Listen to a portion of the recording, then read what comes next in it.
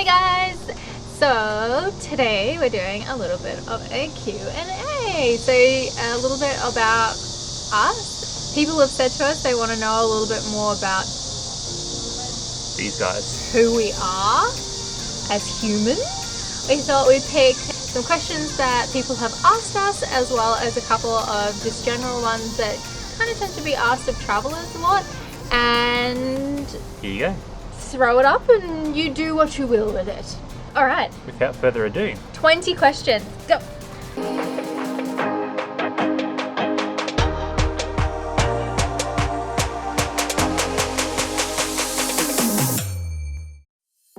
So Jen.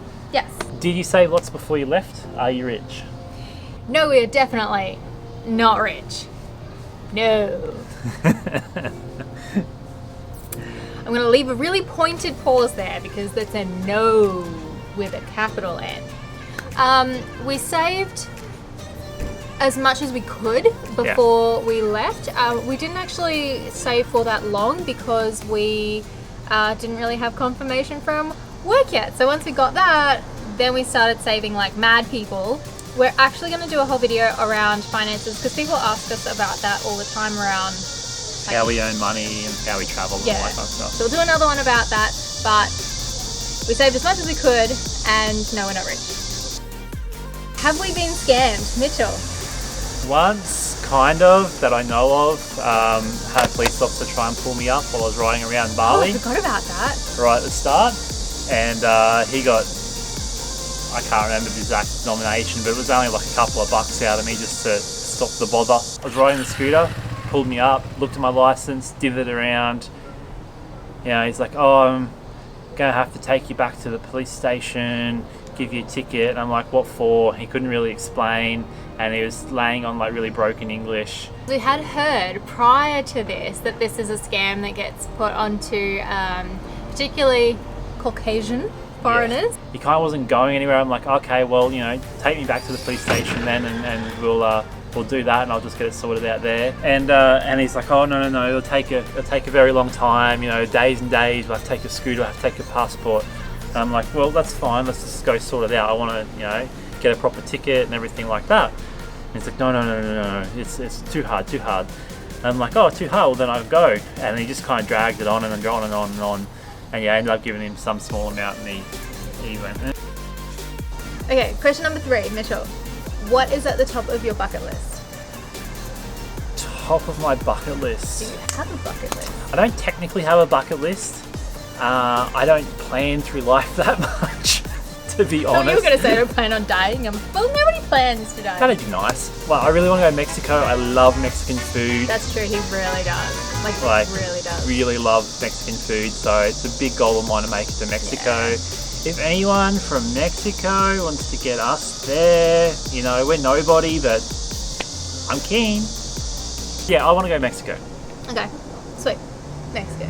To eat. I will be fat by the time I leave Mexico, but I'll love it. Get real skinny beforehand, then you can. So what country has been the biggest expectations versus the reality gap? Okay. So I did a video partly on this, around expectations versus reality waterfalls of Bali. Bali would still have to be my biggest expectation versus reality gap. It's actually that way. Reality was, I don't know, I got this feeling that Ubud was going to be this really peaceful, almost country kind of tropical town, and it is not. It is not. So that was probably the biggest one. I expected Bali to be super Australian touristy, but that was nowhere near what it was. No. Yeah.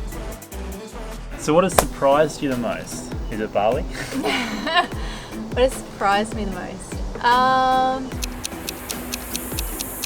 think probably the thing that surprised me the most is the fact that we've been together for nearly 16 years. We've been married nearly 12 years, and we had to relearn to communicate at the start. And we traveled together before, we have lived together for most of that time, but we had to really relearn how we made decisions, particularly because when you're traveling, everything is a decision. At home, you kind of get used to, you know what takeaway stores to go to, or you know what train to get home is the fastest, but every little thing requires thinking, searching, communicating and making it as an actual choice. And it gets really tiring. Yeah, and then you kind of have to refigure out how to do that because you're tired, but as a two, because there's two of you involved. So that's probably, I think, the thing that has surprised me the most. It wasn't necessarily any one country or thing or place or food. It was what it has been more internally. What's the most interesting animal you've seen? So I got the cutest little kiss from a fox the other day, which is like, no, It'll happen. Oh, it's so cute. Obviously that was in it wasn't in the wild. Like a fox didn't just wander up to me in a wild and go, you know what, I'm just gonna kiss this chick on the lips. No. Surprisingly, if I had to say wild animal, probably the squirrels. But the squirrels are chipmunks. Like, I still don't know if they're squirrels or chipmunks. But like, we don't have them. So that was just cute. I reckon she forgot about these ones though. What one? Manta rays. Oh my god, I'm such an idiot. Yes, manta rays. What the hell? They're so big. And they're just like over the top of you. Oh. And what was the other one that we went to? And then the sardine balls. And like, okay, we've seen a lot of animals and they're amazing. Wow, we've seen a lot. Okay. Who would win in a fight, you or me? That's a terrible question. Next question. That should have said everything we needed to know. Mitch would definitely win, was basically the answer there. I'm just going to say I know where he sleeps. I'm whipped. So, there's that. Yeah. Hey, what? Now you'll see who wins in the fight. How much stuff have we posted home? 10 odd kilos since we left. So much. Yeah, so much stuff. We overpacked. It's very easy to do. We tried really hard to underpack. And we bought little, like, small bags, small bags. Yeah. And we've sent so much stuff home. We started at about 72 kilos, I think, total. I think we're down to about 50 now. It's cost us over $100 to send stuff home. And that's not including the stuff that we just left with my mum to take home from the Philippines. Yeah. That's for a lot of the other weight, if anyone was keeping the math. Other ways we've lost weight, how much stuff have we lost? I've lost a hat. I lost the Flamingo bag, Sarah, if you're watching. I'm really sad. We don't know where. It might be it might be back in Brisbane with Jen's mum. Yeah. Mum could have stolen it, but or it could be with the Filipinos as far now. as we're aware, we have no idea where it is. Oh, and a thing off the camera, but apparently, according to Reddit, that stuff just falls off, which is useful. Fuji, fix that shit. So how do we choose where to go next? It's mostly whatever's cheapest. Yeah, I go on Google Flights and put in our takeoff from where we are and look at everywhere and then go, how much money do we have? Well, Google Flights or Kiwi. Kiwi's been really good for that, especially when we know we've got somewhere else to be. So you can put in where you are now and where you want to be sometime in the future and then see what the middle bit could be. So that's been really good. And Skyscanner and Rome to Rio. Plug for our friends. Bernie's Rome to Rio is actually amazing. What's been the scariest moment?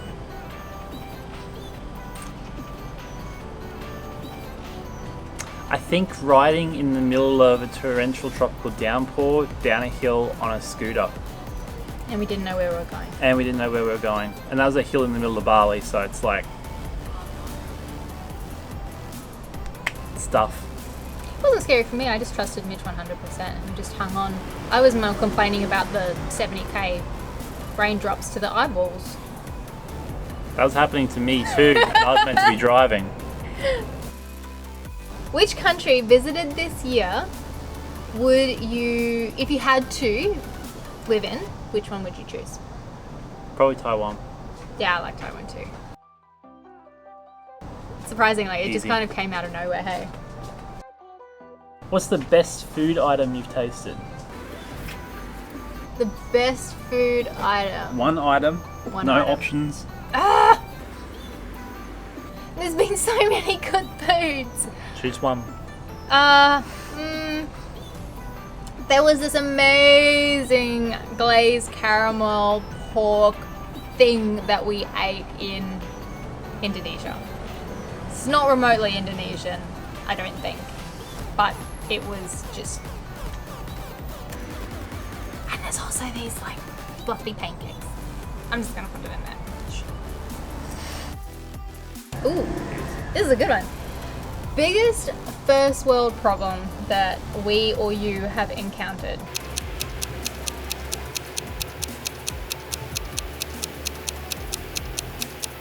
I don't really have any. Realistically, I kind of was already ready to travel. Like, I've done low-income countries before, everything like that, so, you know, dirty toilets and all that kind of stuff. Yeah, I haven't really had too many big first world problems. Other than maybe just like trying to plug our charger into the wall and they're like this big charger thing and it keeps falling out of the wall because they don't have power points that actually sticky. This could take a while to answer. What did you dream about last night? Oh, your parents, that's weird. Hi Jasmine, hi Luke. Moving on. There's nothing weird, it was just like random. Okay. What can't you travel without? And obviously don't say me. Wasn't gonna. ATM card? Yeah, well, Phone? that's pretty accurate, probably accurate. What? Although we've only been traveling with one. Anyway. Yeah, no, I don't really have any one particular thing, I don't think. I'm really bad at these kinds of things because I don't think about this stuff, like, beforehand. Jen, like, asked me, like, what star would you like to have a hall pass for? I'm like, I don't even know any stars' names. What is a hall pass? That chick from the movie. Don't lie, it would be Emma Watson. I think it's been played out. You think oh. If you had to change one element of the trip so far, what would it be? You can see that in one of our previous videos. It was the 5.5 hours that I spent regretting my life on the bus from Dalat to Ho Chi Minh. See, tag here somewhere. I didn't gain anything from that experience. No. Even bad stuff, normally you get something. No. Big question. How did you have the courage to leave it all behind? Thank you, Debbie, for asking. Thanks, Debbie, for the most difficult question. Thanks, Mitchell, for giving that to me. I think, without getting into a really long, sappy drama, sad, bad things happening to life spiel, I think it was just time. It was something that we wanted to do for a very long time, and then there were situations in our lives that happened that really reminded us that we hadn't done those things and that we should before we couldn't. Yeah. Yeah. Alright, to lighten it back up again, what is your guiltily packed pleasure? Probably my game controller for my computer. Everything else kind of really serves a purpose, but that's really just to sit down and play a game and ignore this one.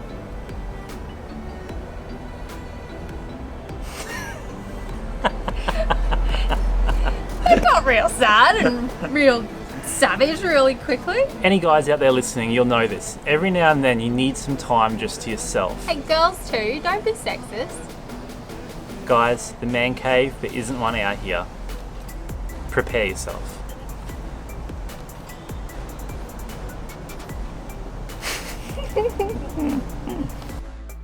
Final question. What's your best piece of long-term travel advice? Long-term travel advice. Well, I'll aim this one at Katrina, who is about to do 6 months from the office. So hope you find this useful. But I think that one of the things that we found was talking to other people who were also long-term traveling was really useful. And you don't have to go it alone, and there is a difference between traveling for a week, 2 weeks, a month than a longer term. It's not just a trip or a vacay or a holiday, which everyone will say to you, how's your holiday going? With all the best intentions in the world. But like we said before, with the surprises and challenges, sometimes there's stuff that's just different because it is long term. And when we found some people that were also doing long term travel and got to just talk to them, it was just really nice, and you get to ask them questions. So my best piece of long-term travel advice would be to try and make friends with someone else who either has or is currently doing long-term travel, and yeah, you don't have to do it alone. I think my one for that, don't feel guilty or bad about having days where you don't do anything. Oh yeah, that's a good one. If you're traveling for any more than a month, say, you're gonna run out of steam. You're gonna need days off. You're gonna need to just sit on the couch, read a book, watch some TV, cook a cake, go to the movies, whatever. You don't have to always be out sightseeing and stuff like that. Like, that might be you. If you can keep up the pace, cool. Good for you. Yeah, good for you. But for us, I'm not that energetic. Yeah, we usually spend probably 2 or 3 days out of every fortnight just chilling out, not trying to go see things, not trying to push ahead. Just relax and take it in without having to force the issue. Yeah, that's a good one. Yeah. Good job, baby. Thank you.